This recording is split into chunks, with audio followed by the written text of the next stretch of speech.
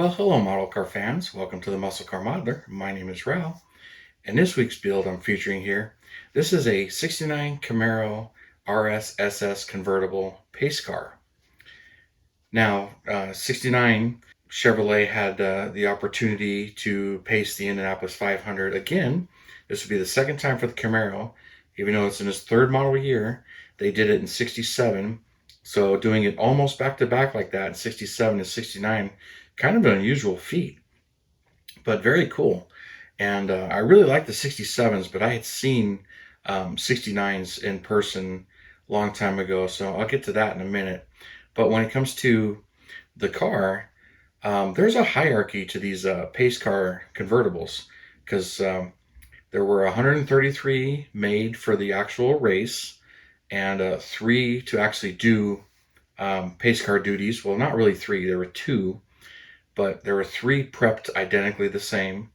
And from what I understand, they had balanced and blueprinted 396 engines. They had some special performance things added to the actual pace cars. There were hood pins and safety items and better brakes and some grab handles and flag mounts and camera mounts all added to the actual pace cars that were going to pace the race. But there were two that were destined to be pace cars. One of them that actually started, pace car number one, that actually started the race and got them all off the line. And then the second one was used a little later on in the race, but they both shared pace car duties. But that was number one and number two. The third one that was also prepped and done and everything is the winning car that whoever won the race was given that car, and it was prepped identically, 396 and everything. And Mario Andretti actually won the race and got that car. So there were those three. Then there were another 130 actual festival cars. Those were all built and cosmetically the same. They were all Dover white here with the orange stripes and the orange and black houndstooth interior, which, by the way, the orange houndstooth interior was only available in the convertible in the pace cars. Houndstooth interior was not available in any 69 Camaro convertibles. You could get it in the coupes, but the houndstooth interior was not available in the convertibles. And I believe it's just because the material didn't hold up to the sun like the vinyl interiors did. I read that somewhere else, but nothing official on that. But also the pace cars, most of the festival cars were 350 cars and automatics because they were used all over the place. And plus Chevrolet also provided a bunch of other cars, trucks and Suburbans and whatnot for the race. So there were Chevrolets all over the race. But yeah, 130 festival cars and then the three actual pace cars. Those were all at the race. So any of those cars that were documented to be at the race are next in line as far as value goes. But they all were Rally Sport equipped cars. And I don't know if any of the other festival cars were actually 396 cars. Not really sure on that. I did read that virtually all of them were 350 cars, which were the base RSSS package engine. Those are considered quite valuable as well because they were at the actual race. And then Chevrolet actually offered the appearance package for the replicas. So that was X11. It was the RPO code for the convertible. And that gave you the pace car stickers, Dover white paint, orange stripes. And that was the only car that got these stripes other than the Z28 when it comes to these stripes. So it's the only time that these stripes have ever been on an SS from the factory. But all of them were orange and all of them had and white, Dover white exteriors and the orange houndstooth interior. But it was only those. And interestingly, anything else became an option other than they were all Rally Sport, Super Sport packages. So any one of those cars that has that code. But they could have virtually any SS engine, 350, a couple of 396s, any transmission. Console was an option. Power windows was an option. So all the other options were available, and some of them have the Endura front bumper and some of them don't, and a number of them actually got the 396 and 4-speed. I kind of wanted to do it as the 396 4-speed because that's the way the kit was. um, and another thing just to kind of point out, any other 396 Camaro in 69 had the black tail panel, but every one of these 69 pace cars, the tail panel was white. It was not blacked out. So that's one of the other unique features when it comes to these particular cars. But this one was quite fun to build. And I remember this because I had a paper route when I was 13 through 16. And I had a neighbor, in the area that he had 69 Camaros, and he actually had one of these pace car convertibles. He had like 4 cars, but he had one of these convertibles, and just seeing it in person as like a 14 or 15-year-old, white with the orange stripes and the orange interior, and that was pretty cool. And I didn't really know much about pace cars at the time, but I mean, this was 87. I didn't know much about Camaros, but that car stood out, and it was pretty cool. And I'd ride my bike by the neighborhood, and I didn't have his paper route or his house on my paper route, but I had the station at my house.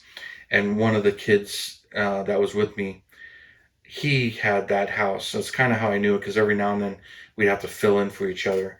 And I did the route a couple of times, but I remember riding my bicycle by and seeing that car and a couple of other 69 Camaros. I'm like, they're pretty cool. And one thing that's kind of interesting too is Chevrolet made quite a few of these. They were actually hoping to make one for every dealership, but it didn't get that far because that would have been like 6,500 cars. But they ended up making 3,675 of them, and I'm not sure if that includes the 133 actual festival cars, but those are the replica cars. And other than all the options, they could have all the different options, but they were all this color combo. And then they also had the coupe version, which was X10, I believe was the RPO code for that. You can get a coupe, and it had the pace car stripes and all the pace car look, but it was a coupe. And roughly 500 of those were built. And these decals, they were provided when you order the package, but they were in the trunk. It was up to the dealer to install them on the doors if the customer wanted them installed or not. So they could have been delivered without the decals on the door, but that was strictly up to the customer that bought the car, how they wanted it, or if the dealership put them on and put it in their showroom or not. It was totally up to them. But anyway, when it comes to this is the Revell Monogram kit, and it's from the late 90s, and I don't believe they've reissued this particular version, the pace car version. So they're all pretty old. I've got a couple of them, but I really enjoyed building this. But I'll tell you, after all those years, I've been asked recently about the decals, and mine were cracking and crumbling as well. And so I had some issues with them, and I've heard that a few times. But about 10 years ago, when I bought this one, there were aftermarket decals, and thankfully I had bought 2 sets of them from Firebird Designs. And I don't think they're still around anymore. The website's down. Not really sure what the particular situation is. Last I heard, the website came down and you could email them. I haven't ordered anything or dealt with them since then, but I did use them. These decals that are on this model kit are his, and they stretched and worked really well. The only issue I had was right here, right where this pocket is on the cowl induction hood. It's cut out for that, and I have a scan of those decals. I'll post it up. So I had to fill that with orange paint, but it actually matched. Couldn't believe it. And his decals laid down really well and stretched. So really happy with the way they came out and how this one came out. I used Scale Finishes Dover white paint. So it's base coat and clear coat with the real automotive clear and all these decals on. But this one isn't really right out of the box. If you notice, that's foil right there, foil on there. But I did get the photo etched grill. So if you look at that, that's Model Car Garage's photo etched grill. So those pieces in here are all photo etched. There's 4 pieces per side, and cut it all off. Plus this grill is sanded from the back so you can actually see through it, although it's really hard to see in there, but it is. And then I think if I open the hood, light will get in there and you can see through the grill. And just knock the mirror off. That's okay. But there's the 396 engine, and then you can kind of see in there now. But there she is. And did some other detailing, but the underside of this kit, very, very nice. Even though it's got the same headers and chambered exhaust that the Yanko kits and all of these Revell Monogram 69 Camaro kits have. But this one has the full SS body with all the emblems and all the Rally Sport parts to make it a Rally Sport, or not a Rally Sport if you wanted to. But this one, it's a pace car. It's got to be the Rally Sport. And the full-on deluxe interior with some of the decals and everything in the console. So pretty cool. Console, 4-speed. Pretty hyped up thing. And I knocked off the mirror. I use white glue on there, so when that happens, I can just dab my tongue on it, get it wet, and it'll milk up a little bit, and I can stick it right back on. Isn't that amazing? Works really good at shows too, so if you knock a mirror off at a show, plus since it pops right off the clear, it doesn't do any damage. But there's the underside of the hood. There we go. And then this one had the decals for the tires and everything, which were in the kit, and use those. Actually, I think these are white letter transfers that I had lying around. Sorry, I know the decals are there, but really enjoyed building this one. This one's kind of a recent build. I built in like the last 5 years, but the biggest challenge was doing all those grill modifications to get that grill to really look good. And she came out looking really good. But this is a fun kit to build. Other than, you know, the decals are kind of old, and I've heard numerous stories from others that it's really hard to deal with them sometimes or get them to work. But, you know, in the late 90s, I've been finding a lot of those kits, they don't work with a decal setting solution anyway, for whatever they were using at the time. But anyway, I figured I would share this one with you guys and show it all off as you know, I love it. It's just one of the more outrageous pace cars, especially in this color combo. I mean, they could have done it with any other color stripes, but like the white with the blue stripes that they did in '67, that's pretty cool. A lot of other people did white and blue, or like white and black, like the 70 Oldsmobile, and, you know, even the Hearst, the gold and white. Seems like a lot of white pace cars, but really stand out. But I don't know why Chevrolet, you know, picked orange, a bright orange interior and a bright, you know, orange stripes and everything. But it's just really cool, and I find it very striking. So what do you guys think? So if you guys leave your comments, I love them.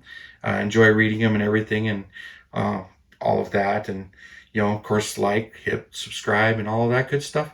But you guys have a wonderful weekend, and I will see you next Saturday.